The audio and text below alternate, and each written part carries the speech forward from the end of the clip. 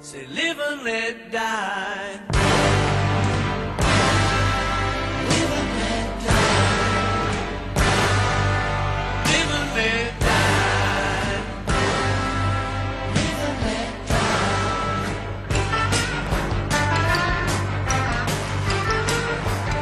All right, welcome back. It is time to turn our attention to NHRA drag racing. Did somebody see Paul McCartney or Yes. what? In fact, I did. And this was by far the highlight of the show on Tuesday night. When he played this song, everything exploded. Paul McCartney is the greatest. 68 years old. He played for 3 solid hours and was full of energy. There's 20-year-olds who can't play that. See, now I am impressed that you like that so well because you're a young fan. Hey, normally I love 311 and Linkin Park and bands like that. But to go watch a legend like Paul McCartney, I don't know of anybody who is as legendary.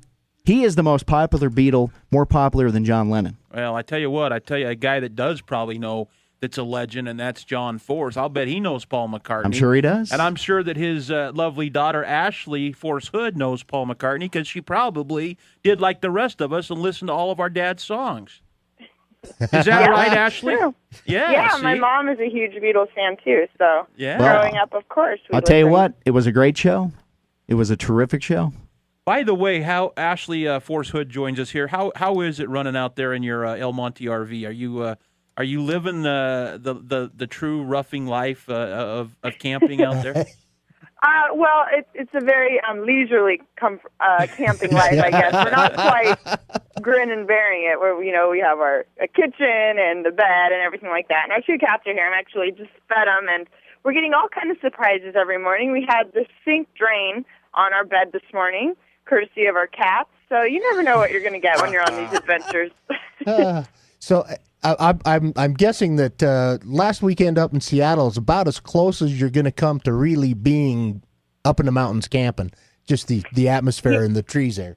Yeah, it was beautiful, and where they park all the RVs are down track at Seattle. So you're actually lined up on the grass over from the shutdown area of the racetrack. So our wake up call in the morning was, the first cars going down the track, and it was kind of cool to be able to look out and see the actual racetrack past the finish line, but the car's coasting down. And after one of our qualifying sessions, we tow back right in front of the RVs, and the cats were sitting in the window watching. So I'm sure that gets anybody's attention who's down there, how loud our race cars are. And but yeah, it's beautiful in Seattle. We were kind of amongst the trees. Now we're in Sonoma. We're racing here in Sonoma this weekend, so we're up on a hilltop with this great view of the Sonoma wine country. Not that we're taking part in any of it. Obviously, we're drag racing this weekend, but it's a great, it's just neat to kind of get outside, get out of an airport and a hotel, and kind of enjoy the sights while we travel to all these great places on the NHRA tour. Very nice. Your season so far, where do you? I mean, you're right there, in in 6th in overall championship points, and weekly we see you fluctuate. You move up into the top 1 or 2, drop down a little bit. Let's talk about your season. Where do you rank it so far this year? Well, we've really struggled this year. Our cars run really good. We've just been on the losing end of a lot of really close races, and that's how the funny car category is.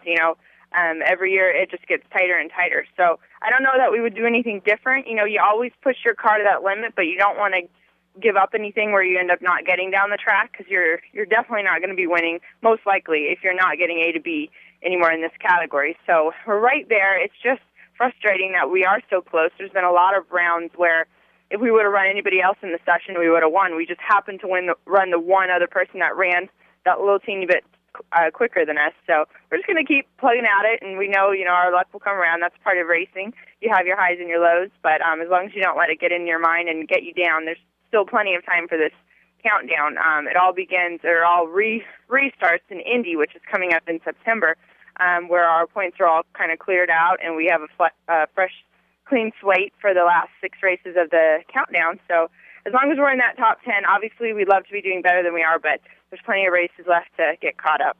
There's a lot of teams that really dread the Western Swing because you're so far away from the shops and the equipment and the machine tools. You guys don't have that exact same logistic problem. Are you at an advantage overall in the Western Swing? No, our shops, or our teams actually now work out of our Indy shop, our Indianapolis shop. So our office people and some of us drivers are out of Southern California, but our race teams, the equipment, everything comes from Indy. So I don't know if that was any reason why they did a different order of the Western Swing. We usually have done it the opposite of this year's order. We went Seattle, Sonoma, Denver, and I think it kind of helped out all the trailers traveling from, all the teams are out of the Midwest around the Indiana area. So I think it was a little easier on them, but I don't think there's any advantage. I mean, maybe a shorter plane trip for a lot of the drivers, my dad, Robert, that fly out of Southern California. But as far as the equipment and the teams, they all came from Indy. So they're on the road just like every other team out here. I was under the impression you're still running both shops. Of the 3 tracks that you race at in the Western Swing, which one do you like the most? I really love Sonoma. We've gone here since we were very little kids, my sisters and I, because it always fell in the summer. So we didn't have school. We could come up here. It's about an 8-hour drive from home. So we would take a road trip, and it's just really pretty up here. A lot of our friends, family friends, will come up to this event. So it's kind of like a big reunion for everybody, all the West Coast people, especially since we've been out in the Midwest and the East Coast racing lately.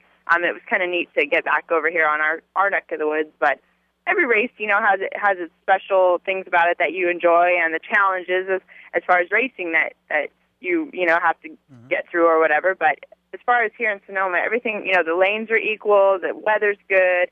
It's just a really, the facility's beautiful. So it's just one of those really nice tracks that you can't really come up with anything negative about it. It's great all around.